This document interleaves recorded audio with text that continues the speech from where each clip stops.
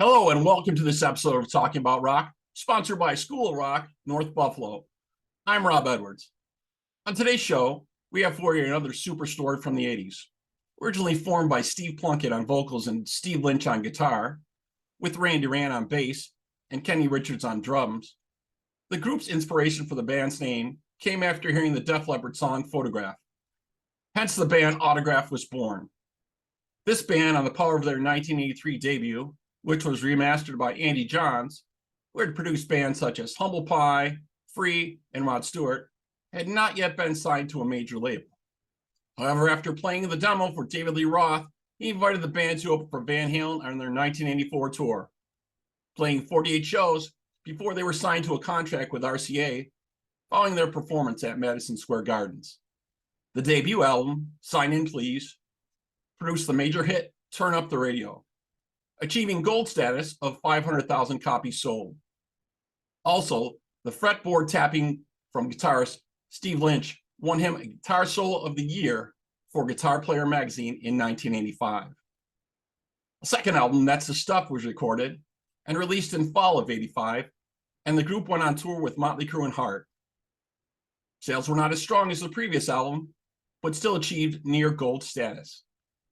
The band's third album, Loud and Clear, released in spring of 1987, saw music videos featuring guest appearances from Ozzy Osbourne and Vince Neil of Motley Crue as extras. And they also made 3 appearances on MTV's Headbangers Ball.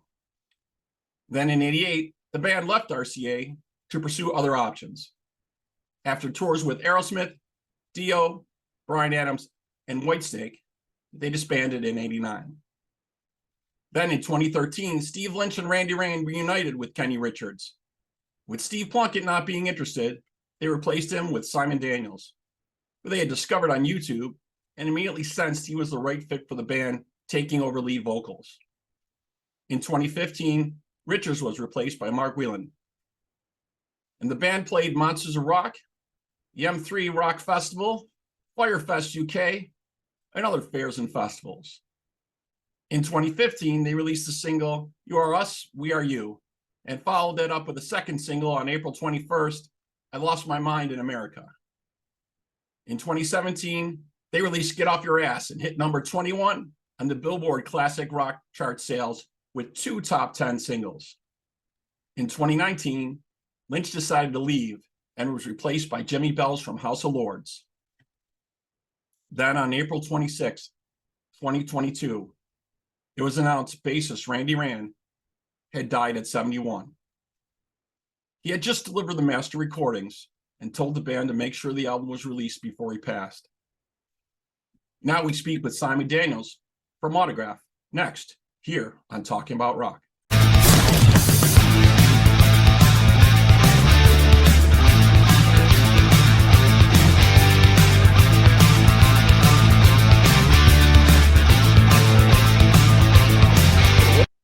Hello, Simon. Hey, welcome to the show, man. Great to have you here with us. Great being there with you. Excellent, excellent. So I wanted to go a little bit through your history a little bit, kind of let everyone know. So going back a little ways, you moved from Brazil to LA in '85 at kind of a friend's insistence, like, come out here for a couple months and just see what's going on here. And then things started happening from there. You were making connections and meeting people. Tell us a little bit about that. Well, I kind of already had a feeling that, because I grew up in, I'm first generation from migrants from Europe in Brazil. So I grew up with different languages in my house, and I had traveled before. So I had an opportunity to come in '85, and I had a feeling that I was just going to come to stay because I loved everything about my experience in the past and the music. And what I predicted happened. When I got here, I was overwhelmed with excitement, and the rest is history. Yeah, there was a lot going on at that time, right? And I guess you ran into the manager for a band. They were looking for a singer for Agent X with Billy DeVette, right? Yes, I was actually.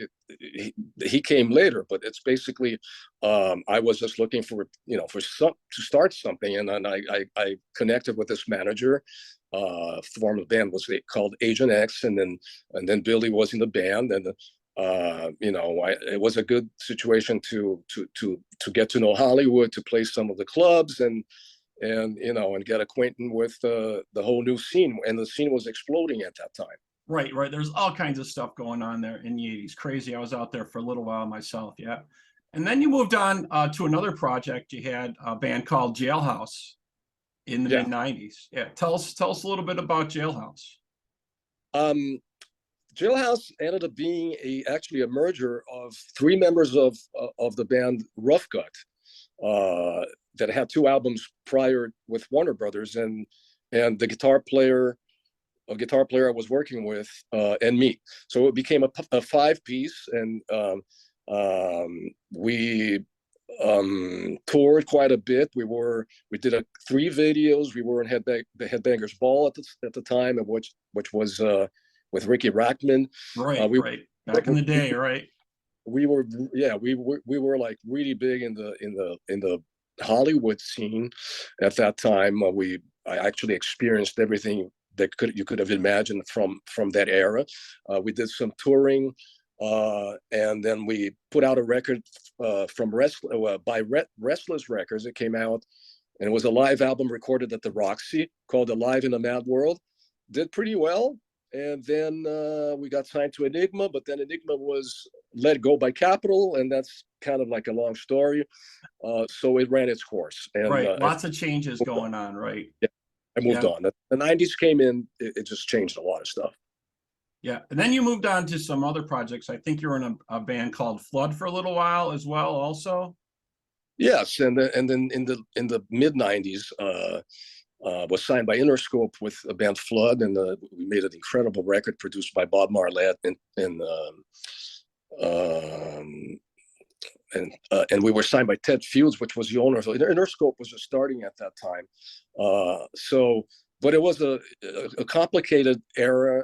The record company, we were there for 4 years. It was a very good experience, and it also ran its course. Right, right. So then you kind of came around full circle, and you went and did get a Jailhouse reunion show, and you guys were asked, I guess, to join the Monsters of Rock cruise in 2013. That kind of started you on the next path, really, right?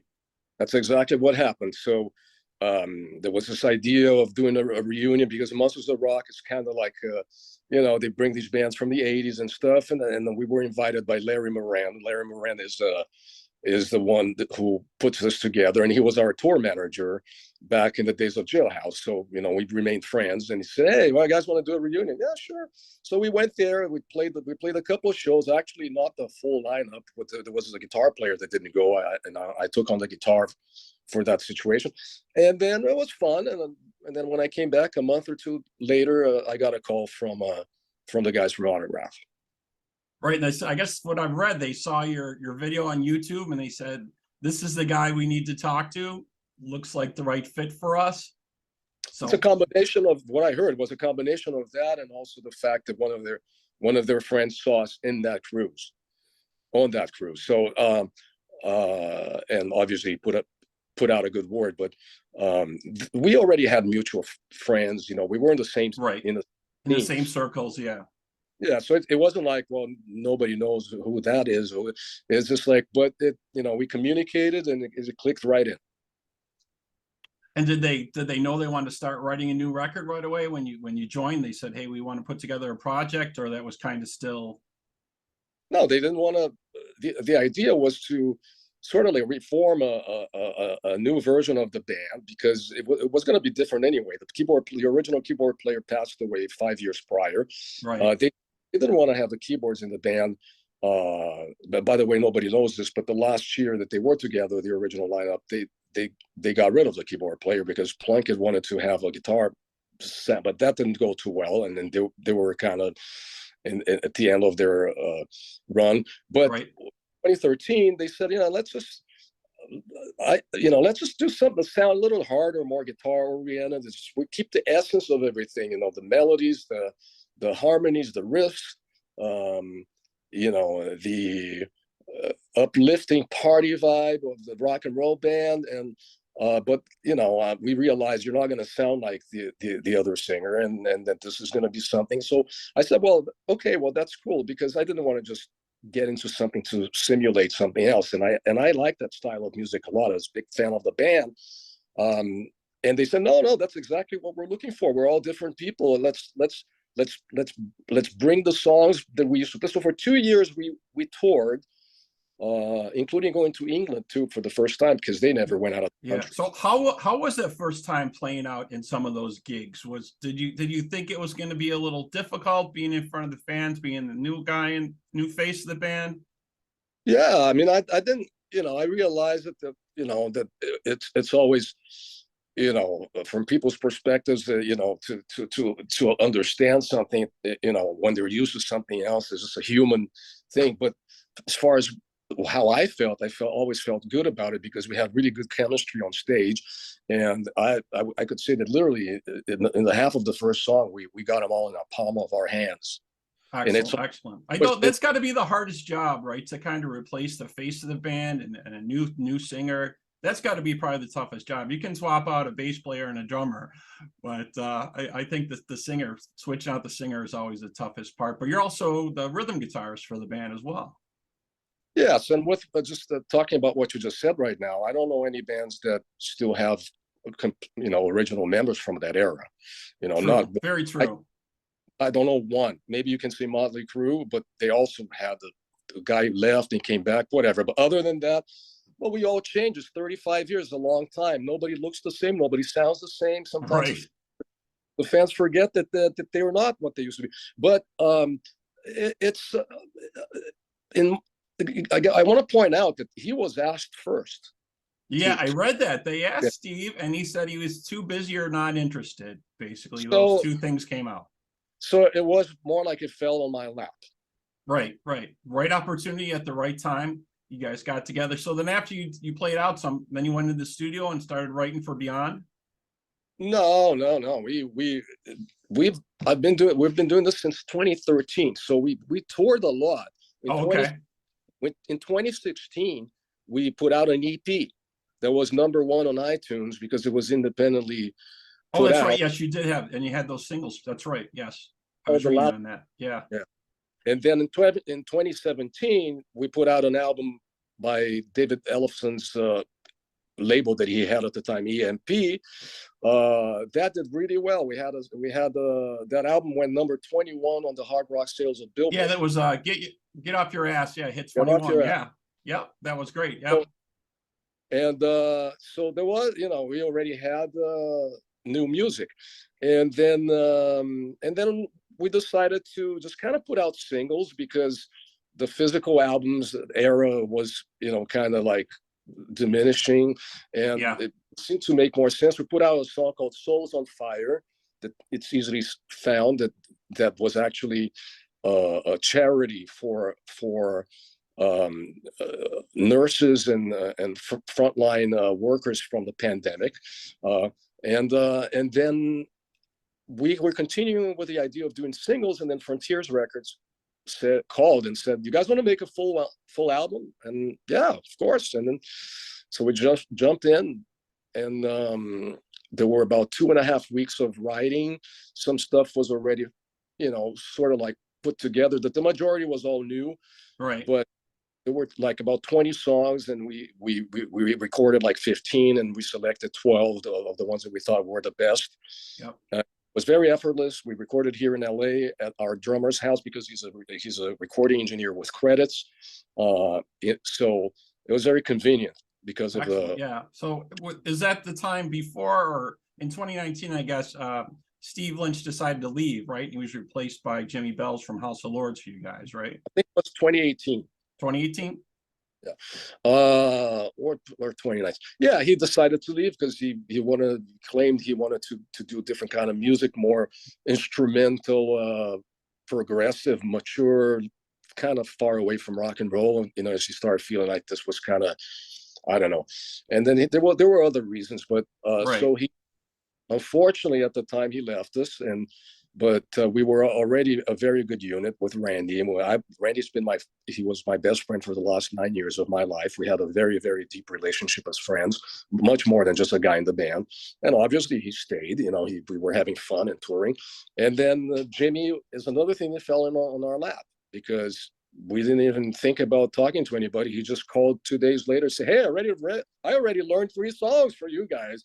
Yeah, and yeah. Well, I really love the new track. I was really blown away by it. This Ain't the Place I Want to Be. You know, you put it on and that's an autograph sound right away, kicking you in the teeth on the first track.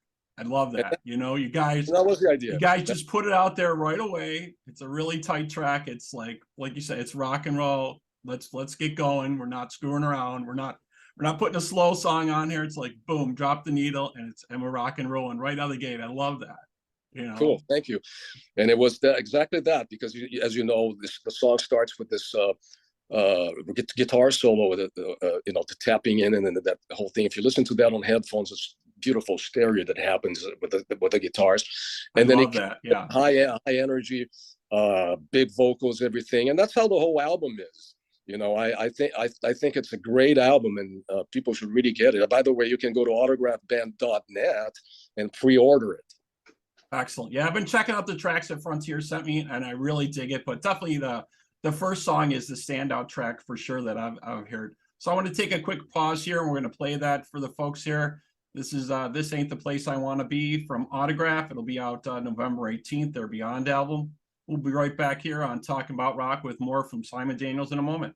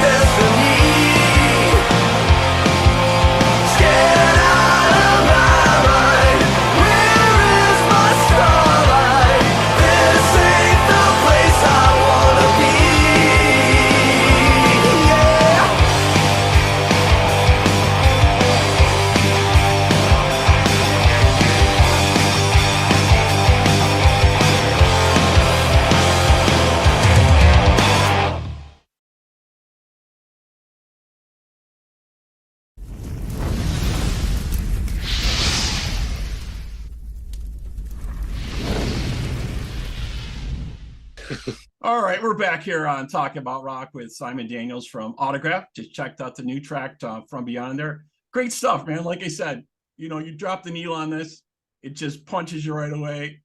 That was Autograph sound to me in the day. It was just boom. It was rock and roll, and I love it. I really like the new album. I've got to, listen to all the tracks. The folks really need to check it out. I'm loving it. And you got some great dates coming up. I was looking through. You got October 29th. You're playing at the Whiskey in West Hollywood with Hurricane and Dead West. We have before that coming up. Actually, this Saturday. Oh, okay. This Saturday we're playing Sacramento with Quiet Riot. Oh, nice. They were just here in Buffalo. Yeah, I just caught them. Yeah, that's great. That'll be a great show. Excellent. Yeah, I was just looking through your dates like on the site and all these were popping out and stuff. They're coming. We're doing the Whiskey, and then we're doing the Key West in January, and then we have cruises next year. It's all building up because the record's coming out, and we're getting very strong momentum. Did you get to see the video, the new video? Yeah. We just played actually the video for that track for the show. This ain't the place I want to be, and it's definitely got to be a bittersweet thing here. You guys record a new project. Like you were saying, you've had a great friendship with Randy, and at the end of this, from what I was reading from the PR firm, he gave the masters to the studio. He's like, you guys got to make sure this gets out, and then he passed. It's got to be like a bittersweet thing for sure. Everything was done, including the artwork and the title Beyond was something that he, by the way, was one of the people who voted on. It sounds like something we came up with afterwards, but no, it was all done. And then he went on a trip to New Orleans, and then just had a cardiac arrest, and that was terrible, and then that's what happened. But yeah, he's a little older than us, and we had many conversations, but he put all his soul and his energy and his love into this record, and you listen to the record, and the bass tone is fantastic, his playing is fantastic, it really comes alive. Yeah, look, the folks really need to check it out for sure. So check out Beyond from Autograph. That'll be out November 18th from Frontiers Music. Thank you so much, Simon, for joining us today. Really appreciate it, catching up and everything. I love the new album. I love the artwork on it. It's definitely screams Autograph. It all fits perfectly, man. And you're a great fit for these guys, man. You bring it all. I really appreciate everything you're saying, Robert, and feel free to reach out at any time, please.